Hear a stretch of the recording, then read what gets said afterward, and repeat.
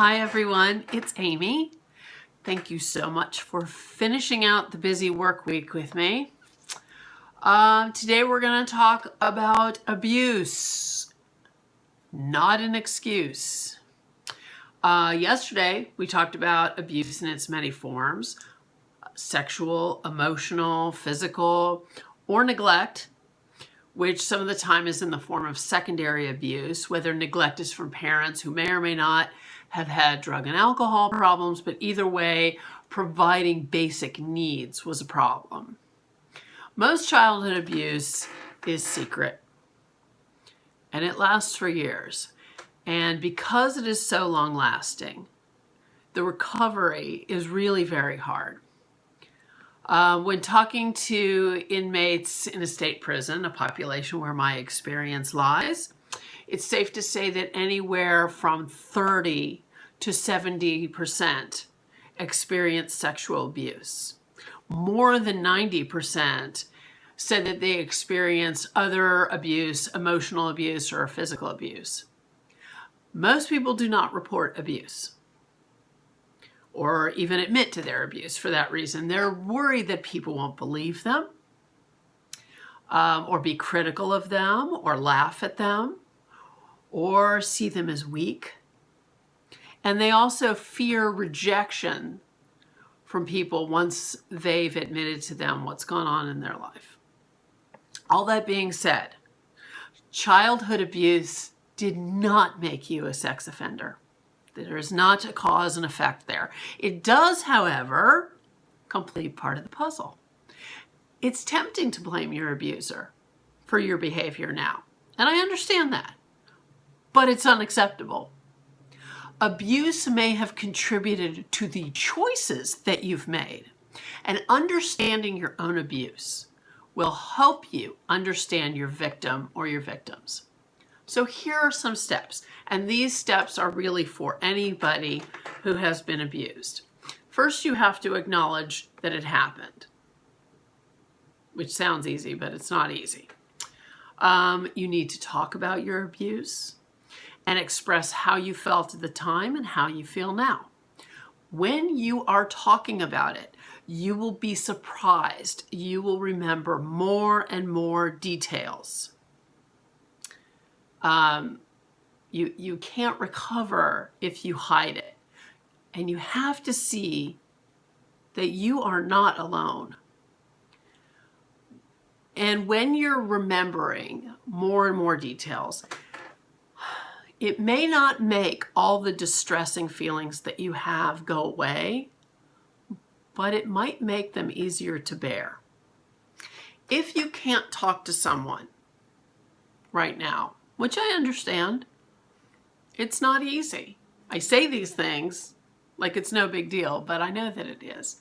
So if you can't talk to somebody right now, writing all of this down is a good substitute for the time being, if you're not comfortable talking to someone yet, or writing them down and then talking to somebody.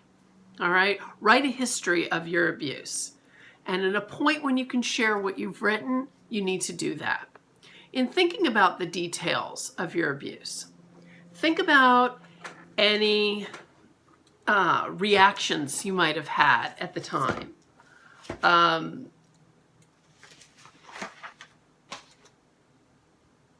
It's a way of, it's not really very easy, because in looking back, you may have repressed or forgotten or distorted some of the details from your childhood, and that's completely normal.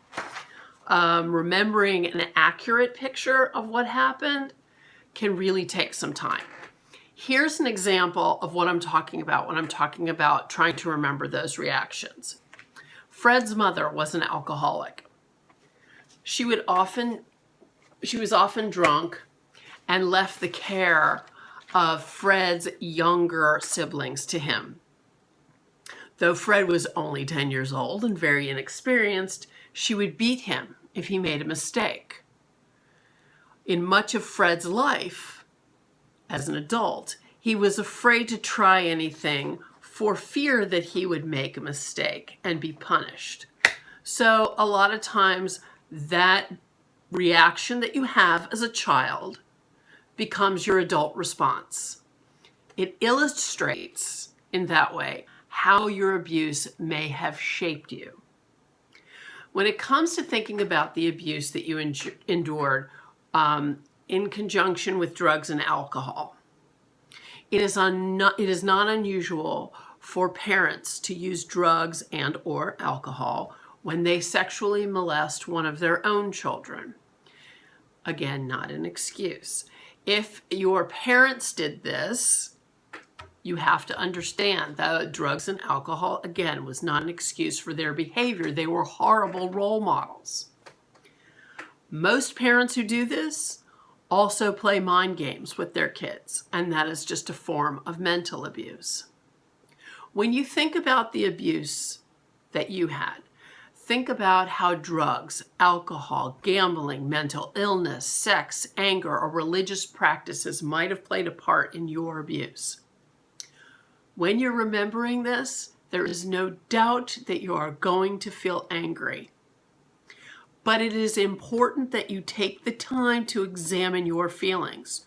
Try to remember your feelings at the time and how your anger may have then resulted in socially deviant behavior. While you're remembering who abused you and how you felt, you are going to get worked up, you are going to get angry, and you're going to no doubt be incredibly sad, right? Now think about how you abused your victim or your spouse. Maybe you've abused your parents, your children, as a result of these feelings you have. This isn't something you can conveniently forget. Keeping in mind where you have failed helps you to learn forgiveness for others. Forgiveness may help you let go of some of your anger. You've held on to it for most of your life, but forgiveness is up to you. So what now? You've accepted what's happened. And once you realize how it's affected for your life, you can start to work on it. You can work on yourself. And more importantly, you can heal. You can't deny anymore how abuse has affected your life.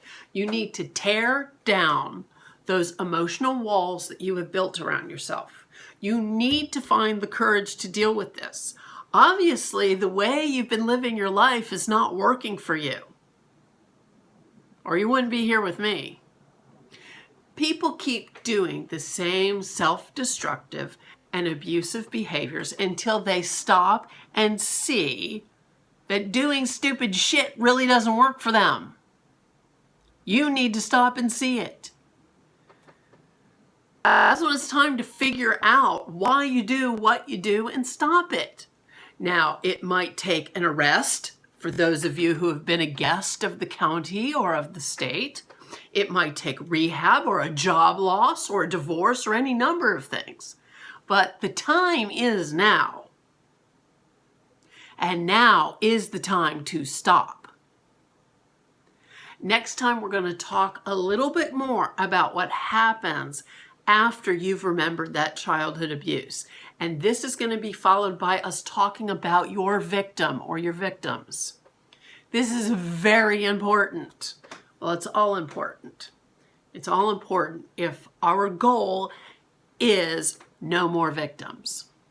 All right? Believe it or not, we are still in the overview portion of this program. We have a ways to go, and you absolutely have to be patient.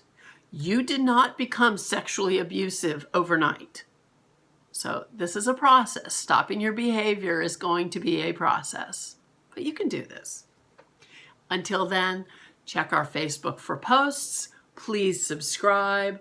Please share these videos. You can share them if you know somebody who you think can use this information, or just share it for awareness. All right? Check out Twitter, Facebook, leave comments, subscribe, blah, blah. I think I've said it all. All right? I hope everybody has a wonderful weekend. I thank you so much for being here, and until next time, be well.